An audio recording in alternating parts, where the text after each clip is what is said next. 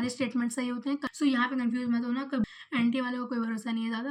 Hi guys, welcome back to the channel. So आज का topic है the most asked type of questions in CUET. कौन कौन से टाइप के क्वेश्चन सबसे ज़्यादा पूछे जाते हैं। इस वीडियो का पॉइंट ये है कि मैं बता सकूं कि इस तरह के क्वेश्चन आपको ज़्यादा से ज़्यादा प्रैक्टिस करने हैं मॉक्स में।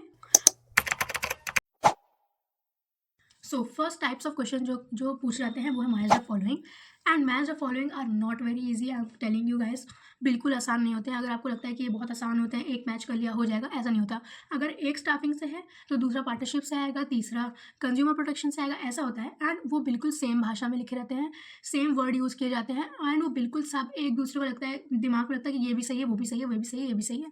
एंड कभी कभी तो मैच द फॉलोइंग्स में कुछ करना है कि वो पहले से ही लगे होते हैं बिल्कुल सेम ऑर्डर पे, लाइक सेम जगह पे। यहाँ पे बच्चे यहाँ पे कंफ्यूज जाते हैं। तो अगर आप मॉक्स लगा रहे हो, सबसे ज़्यादा फोकस करना मैच द फॉलोइंग पे, क्योंकि मैच द फॉलोइंग को जल्दी जल्दी करना होता है। सो मैच द फॉलोइंग्स वाले क्वेश्चन जो होते हैं वो बहुत ही ज़्यादा कंफ्यूजिंग होते हैं कभी कभी, एंड सबसे ज़्यादा ध्यान आपको उसमें देना चाहिए, क्योंकि कभी कभी बहुत सारे क्वेश्चन मैच द फॉलोइंग से आ जाते हैं।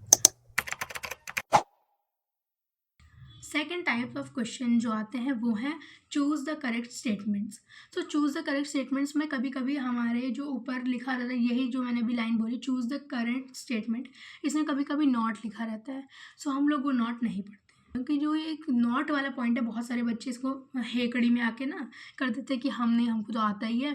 पर पढ़ लेना अच्छे से, फिर आगे करना। कभी कभी सारे स्टेटमेंट सही होते हैं, कभी कभी सारे स्टेटमेंट गलत होता है। सो यहाँ पे कंफ्यूज मत होना, कभी भी कुछ भी हो सकता है। सीयूईटी का कोई भरोसा नहीं है, एनटी वाले को कोई भरोसा नहीं है ज़्यादा, वो कुछ भी कर सकते हैं, सब सही भी दे सकते हैं, सब गलत भी दे सकते हैं। सो ये अपना दिमाग खोल के बिल्कुल सारे पॉइंट्स अच्छे से पढ़ के जाना। सो इस तरह के क्वेश्चंस काफ़ी टाइम लेते हैं, क्योंकि लंबे लंबे सेंटेंसेस लिखे रहते हैं, तो आपको अपनी रीडिंग स्किल्स भी बहुत ज़्यादा इंप्रूव करनी पड़ेंगी।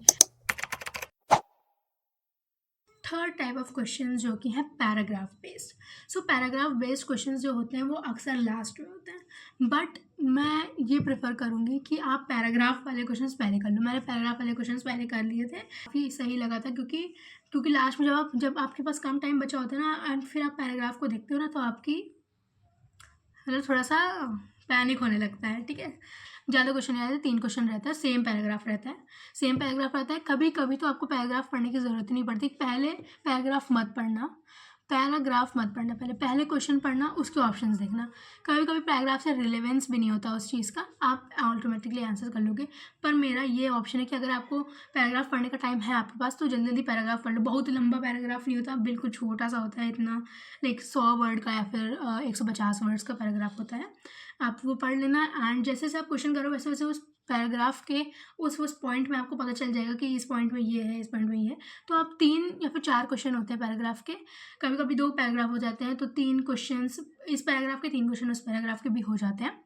तो जहाँ तक हो सके पैराग्राफ पहले कर लेना, क्योंकि बाद में थोड़ा सा दिक्कत होती है पैराग्राफ पढ़ने में, एंड क्योंकि आप पैनिक कर दो तो आपको कहीं गलत भी हो सकता है।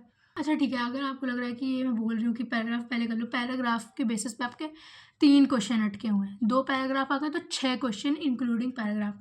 वो 6 क्वेश्चन बेहद ईजी होने वाले हैं। वो 6 क्वेश्चन बेहद ईजी होते हैं, जो आपको बस पैराग्राफ पढ़ना होता है एंड उसके हिसाब से आंसर करना होता है। एंड यहाँ पे कोई इंग्लिश कॉम्प्रीहेंशन और वो अनसीन पैसेज नहीं चल रहा है, उससे रिलेवेंस की जो उस पैराग्राफ में उससे रिलेटेड बुक से भी क्वेश्चन आ सकते हैं। Fourth type of the questions are case study based. So case study based आपको छांटना नहीं पड़ेगा, क्योंकि वो मर्ज होता है। तो केस स्टडी में मैं पहले बोलूँगी आप क्वेश्चन पढ़ लो, 100 वर्ड का पैराग्राफ, इतना ही होता है, ज़्यादा बड़ी केस स्टडी नहीं आती है, क्योंकि ज़्यादा टाइम वेस्ट नहीं करना होता है। तो पहले आप वो जो केस स्टडी के नीचे एक ही क्वेश्चन दिया रहेगा, पैराग्राफ पहले क्वेश्चन की तरह नहीं होता, वो एक ही क्वेश्चन देते हैं।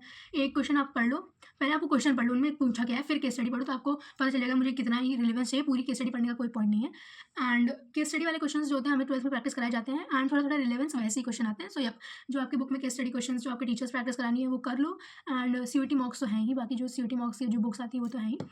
सो गाइज ये थे 3 टाइप ऑफ क्वेश्चन जो कि बहुत ज़्यादा टाइम कंज्यूमिंग हो सकते हैं, और इन 3 क्वेश्चंस पे आप बिल्कुल अच्छे से प्रैक्टिस कर लो। जहाँ पे आपको मतलब कोशिश करो कि जो ये 3 टाइप ऑफ क्वेश्चन है आप जल्दी करने की कोशिश करो, क्योंकि बाकी सब क्वेश्चन तो आप कर लोगे, बाकी सब 1 लाइनर्स होते हैं, छोटे छोटे पैराग्राफ आते हैं। ये मैंने आपको बताया business studies, accounts and economics के लिए। तो that's it for today guys. I hope आप अच्छे से प्रिपेयर कर रहे होगे, and best of luck specially to 12th graders जो अभी अपना एग्ज़ाम देंगे, बोर्ड एग्ज़ाम, एंड ड्रॉपर्स तो हैं ही। सो bye. I don't wanna get up out of bed this evening. rain is falling, I can hear it through the sea.